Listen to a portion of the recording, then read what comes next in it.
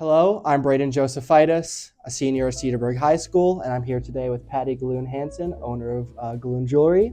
So tell us a little about yourself, where you come from, what makes you tick. Well, actually, I was born and raised in Cedarburg. Graduated from Cedarburg High School many years ago. I won't say the year. Many years ago. And I went to Ripon College, graduated from Ripon College. And after graduation, I really didn't know what I wanted to do with my life.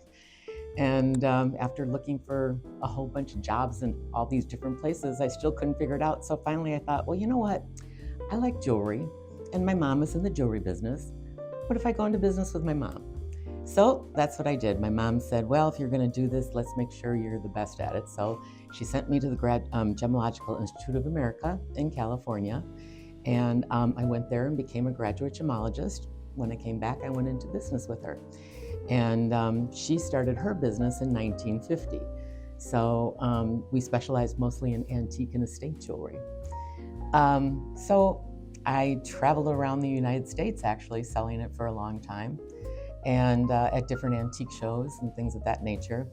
And it got to be just a little bit too much traveling. One year we did, I believe it was 40 shows in 1 year, and that's a lot. So I thought it was time to just kind of stay in one place. So I did what any jeweler graduate gemologist would do. I opened a popcorn shop, and it was called What's Poppin'.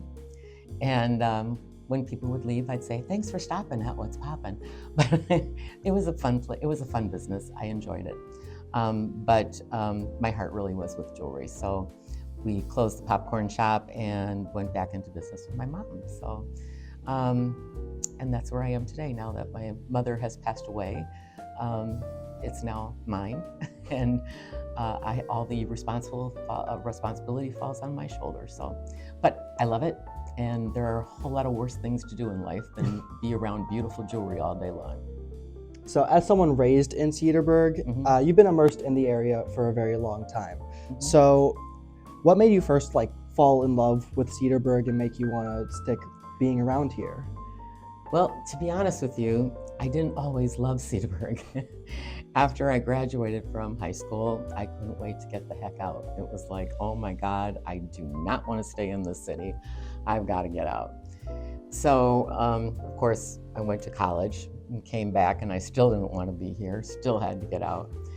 And that's when I went to California.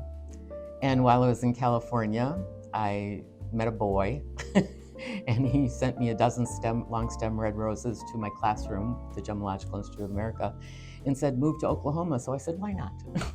So I moved to Oklahoma, and it was sometime, I bet it was about maybe 5 years into living in Oklahoma, where I said, I want to go home. This is not home. I want to come home. And so I did. That's what I did. And I guess what you realize is that when you've been away from a place for a long time, where you grew up, and you knew everybody and everybody knew you, at the time you thought it was a really horrible, suffocating thing. But I guess the older you get and the less people you know in places, there's so much security and a sense of calm coming back to a place that you call home. So I was very happy to come home. It was a good thing. And it was time. It was time. At the time, my father was ill, and I wanted to be home with my family. So this is where family was, so this is where I wanted to be. And then the longer you're here and you get involved in the community, now it takes on even a greater meaning. When I was at the popcorn shop, one of our fellow business owners said to me, Patty, if you want Cedarburg to support you, you have to support Cedarburg. And no truer words were ever spoken. And that's when I jumped into every volunteer opportunity I possibly could find, because it's addicting. Once you start helping and start volunteering, it becomes very addicting, and you learn so much as well. So I fell in love with Cedarburg about the third time around. Did your role in contributing to the community lead you to joining the GCF? It did. At the time, when the Greater Cedarburg Community Foundation was formed, at that time I had taken the job as the executive director for the Cedarburg Chamber of Commerce because their executive director had just left. So I was asked if I would take on that position, and I thought, why not? That's a dream job. How many people can say, I'm here to support the community that I absolutely love? So I did that. And so I was around in all the very first meetings as to how we were going to do it, the planning meetings and things of that nature.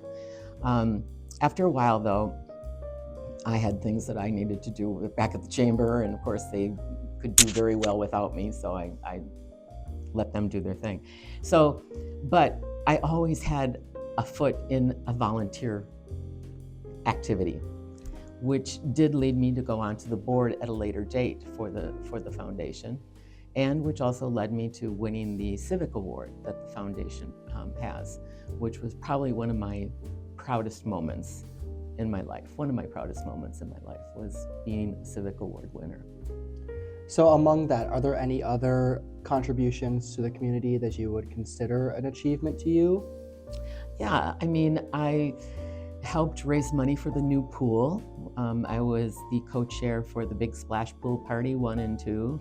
I also was the chairperson for the world's largest grill came to Cedarburg so we could raise money. It was during the fair, so we could raise money for the pool. I was also on the Revive the Rivoli committee to raise money for the new facade for the Rivoli movie theater to return it back to its insane glory that it is. I've been on so many different. I was on the board for the Cedarburg Scholarship Foundation, chairperson for the Shrimp Dinner, Community Shrimp Dinner. So there have been a lot of things that I've done on committees and or in chair positions for different organizations throughout Cedarburg that I'm very proud of everything I've done because I've given my all to everything I did do. But I will say the culmination and the proudest moment was getting the Civic Award because that's where the community, the entire community recognizes what you've done. And that really was very humbling. So, as you look towards the next few years, what ideas do you have to balance Cedarburg's historic charm along with growth of the city? That's a hard one. That's a difficult one because it really is a delicate balance. You do want to move Cedarburg forward and keep it in the 21st century and beyond. But Cedarburg gained its recognition, its charm and everything by keeping the old world atmosphere. So I think it's important that we have committees in place via the government, like Landmarks Preservation Society and other City of Cedarburg organizations that will monitor what somebody's building, what somebody's in the downtown area, that the building looks and corresponds with the old 1800 architecture. Because the last thing you want is, a space age looking building in the middle of an 1800s downtown. That won't work. So it is a delicate balance and it's going to be difficult. I'm glad I'm not going to have to make some of those decisions because it is going to be very difficult. And already you hear people talking about different things that, well, I don't like how they did that. So you're never going to please everybody. So you just have to hold on to past traditions while still looking forward. Stephen Fisher was the mayor that started all of the historic preservation in Cedarburg. And it started with the Catholic Church up on the point. And my dad was also very much, what they wanted to do was they wanted to kind of tear down the church and remodel it. And my dad and of course Stephen Fisher and other people within the community were up in arms. They wanted to keep the authentic and the beautiful old church that had been built. And I think that's how a lot of it started too. So you have to keep your feet grounded in the past while looking beyond, and that's difficult. And I'm glad I'm not going to have to make those decisions, because that will be difficult.